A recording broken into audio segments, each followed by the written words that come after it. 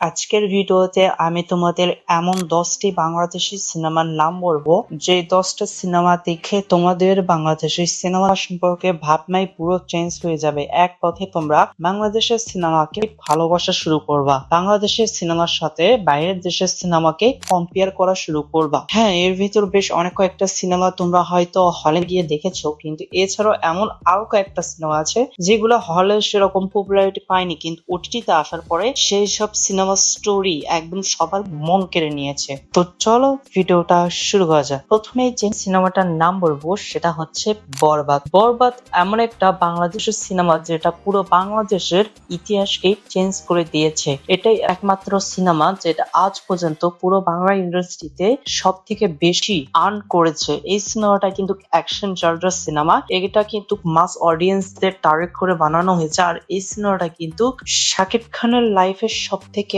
Best একটা cinema হয়ে আছে। এই সিনেমার বিজিএম থেকে শুরু করে প্রত্যেকটা অ্যাকশন সিনই একদম তোমায় নেক্সট লেভেলে লাগবে। এমনও হতে পারে যে ইন্ডিয়ার এনিমেলের সাথে এই সিনেমাকে কম্পেয়ার করতে পারো। এক কথায় বলে এই সিনেমার স্টোরি থেকে শুরু করে অ্যাকশন বিজিএম সব ছিল মারাত্মক লেভেলের। এরপরে নেক্সট সিনেমাটার নাম হচ্ছে প্রিয় মালতী। এটা যখন থিয়েটারে রিলিজ হয়েছিল তখন অতটা কেউ এটাকে দেখেনি, কিন্তু যখন ওটিটিতে এসেছে তখন এটা পুরো তাণ্ডব চালিয়ে গিয়েছে। এর একটাই কারণ ছিল, সেটা হচ্ছে এর প্রেজেন্টেশন প্লাস স্টোরি। এখানে এমন একটা স্টোরি দেখানো হয়েছে যেটা তোমার একদম মনকে কাড়িয়ে নেবে। তুমি এই সিনেমা দেখার সময় এমনও মনে করবে যে এই সব সিচুয়েশন তোমার সামনেই ঘটতেছে। এরকম একটা বাস্তব কাহিনীকে এই সিনেমায় প্রেজেন্ট করা হয়েছে। এই সিনেমা কিন্তু মাস অডিয়েন্সের জন্য না, কারণ এখানে কোনো অ্যাকশনই দেখানো হয়নি। তবে হ্যাঁ, যারা স্টোরি পছন্দ করে, যারা বাস্তব লাইফ সম্পর্কে অভিজ্ঞতা অর্জন করতে চায়, তাদের এই সিনেমাটা একদম দুর্দান্ত লেভেলের লাগবে। এই সিনেমাটা একটু স্লো, তবে হ্যাঁ এর ক্লাইম্যাক্সে যেতে যেতে এই সিনেমাটা তোমায় একদম সুন্দর লাগবে, এটা আমি এক কথায় বলে দিচ্ছি। এরপর সিনেমাটার যে নাম বলি সেটা হচ্ছে সুড়ঙ্গ। এটা কিন্তু রায়হান রাফির একটা বেস্ট সিনেমা। এই সিনেমায় তোমরা ড্রামা প্লাস একটা রবারি টাইপ দেখতে পারবে। এখানে কিন্তু আফরান নিশো তার একদম বেস্ট দিয়েছে বলতে পারো। এখানে তোমরা দেখতে পারবা যে একটা গ্রামে থাকা লোক কেন শহরে এসে সুড়ঙ্গ খুঁড়তেছে, সুড়ঙ্গ খুঁড়ে সে আসলে কি করবে, কি কারণে এই সুড়ঙ্গ খুঁজতেছে, এর সবই তোমরা কিন্তু এই সিনেমায় দেখতে পারবা। এর প্রপটা ছিল একদম ইউনিক লেভেলের। আজ পর্যন্ত বাংলা ইন্ডাস্ট্রি কেন অন্যান্য ইন্ডাস্ট্রি তো আমার মতে এরকম সিনেমা তৈরি হয়নি আজ পর্যন্ত। আর এর প্রত্যেকটা সিনই তোমার সাথে একটা অ্যাটাচমেন্ট তৈরি করবে, তুমি সেই ইমোশনটা বুঝতে পারবা, সেই ফিলিংসটা অনুভব করতে পারবা। এক কথায় এটাও ছিল কিন্তু বাংলা ইন্ডাস্ট্রির একটা গেম চেঞ্জার সিনেমা।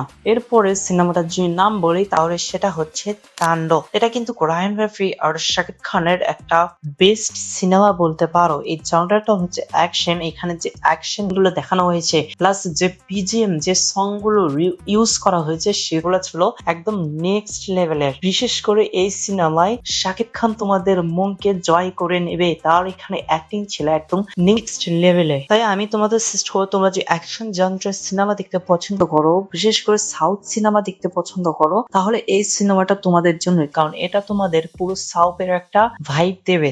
বিশেষ করে মাস অডিয়েন্সের জন্য এটা বেশ সুন্দর একটা মুভি। এরপরে সিনেমাটা যে নাম বলি তাহলে সেটা হচ্ছে উৎসব। এই উৎসব সিনেমা কিন্তু বিশাল বড় কাস্টের থেকেও একটা চমৎকার যদি কথা বলি তাহলে ছিল সেটা এই সিনেমার স্টোরিটাই। এই সিনেমার স্টোরিটা এতটা সুন্দর, এতটা ইউনিক ভাবে প্রেজেন্ট করা হয়েছে, হয়তো এই মুভির ডিরেক্টর ছাড়া আর অন্য কোনো মুভির ডিরেক্টর সেটা প্রেজেন্ট করতে পারতো না। এক কথায় এটা বাংলা ইন্ডাস্ট্রির একটা মাস্টারপিস সিনেমা। হ্যাঁ, এই সিনেমায় তোমরা কোনো অ্যাকশন দেখতে পারবা না, এখানে কমেডি প্লাস ড্রামা দেখতে পারবা। তোমরা অনেকেই বলো না মালায়ালাম ইন্ডাস্ট্রি কিরকম কম বাজেটে সেরা সিনেমা তৈরি করে, সেই সিনেমার মতনই ভাইব তোমাদের কিন্তু এই উৎসব সিনেমাও দিয়ে যাবে। তাই আমি তোমাদের সাজেস্ট করবো, তোমরা যা যা এখনো উৎসব সিনেমা দেখোনি তারা অবশ্যই একবার হলে গিয়েও দেখে আসো, তারপরে বুঝতে পারবা আমি তোমাদের কেন সাজেস্ট করলাম এই সিনেমাটাকে। এরপরে সিনেমাটার যে নাম বলি তাহলে সেটা হচ্ছে বনলতা এক্সপ্রেস। এই উৎসব সিনেমারে কিন্তু ক্রিয়েটর পরে গিয়ে বনলতা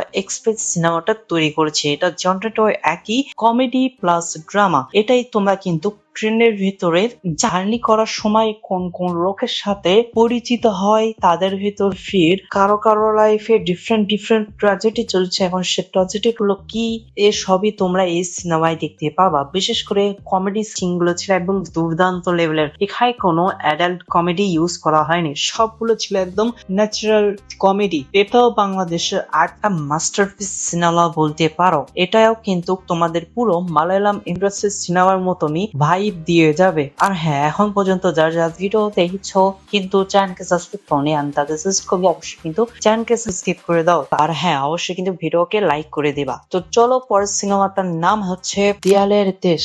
এটা ছিল আরেকটা ইউনিক জনরার সিনেমা। এটা মেবি 2024 সালে এসেছিল, আর এটার প্রেজেন্টেশন ছিল একদম ডিফারেন্ট লেভেলের। এখানে একটা মৃতদেহের সাথে একটা লোক তার কাল্পনিক জীবন কল্পনা করে, সে মৃতদেহকেই সে তার বাসায় নিয়ে যায়, তার স্ত্রীর মতোই তাকে দেখাশোনা করে, সবকিছুই কিন্তু কে মৃতদেহের সাথেই করে, প্লাস তার কাল্পনিক জগতে একটা কিন্তু স্টোরি ভেবে ফেলে। এটাই তোমরা এই সিনেমায় দেখতে পারবা যে মেকাররা এই স্টোরিকে কিভাবে প্রেজেন্ট করেছে। এটা একদম ডিফারেন্ট লেভেলের মুভি ছিল আমার কথায়। হ্যাঁ, এখানে কোনো অ্যাকশন সিন নাই, কোনো কমেডি সিন নাই, শুধু এটা কিন্তু পুরোটা ড্রামা ইমোশন দিয়ে চলে গেছে। তবে হ্যাঁ, যারা যারা স্টোরি ওয়াইজ সিনেমা দেখতে পছন্দ করো তাদের এই সিনেমাটা লাগবে একদম দুর্দান্ত লেভেলের। এর ফলে সিনেমাটা যদি নাম বলি তাহলে সেটা হচ্ছে জঙ্গলি। এই সিনেমাটা কিন্তু শিয়াম আহমেদের একটা কামব্যাক সিনেমা। এই সিনেমার জনরাটা যে কথা বলি তাহলে এখানে অ্যাকশন প্লাস ড্রামা দেখতেই পারবা। আর সত্য করে বলছি, এই সিনেমাটা দেখার পরে এক কথা আমি কান্নাও করেছিলাম ভাই, কারণ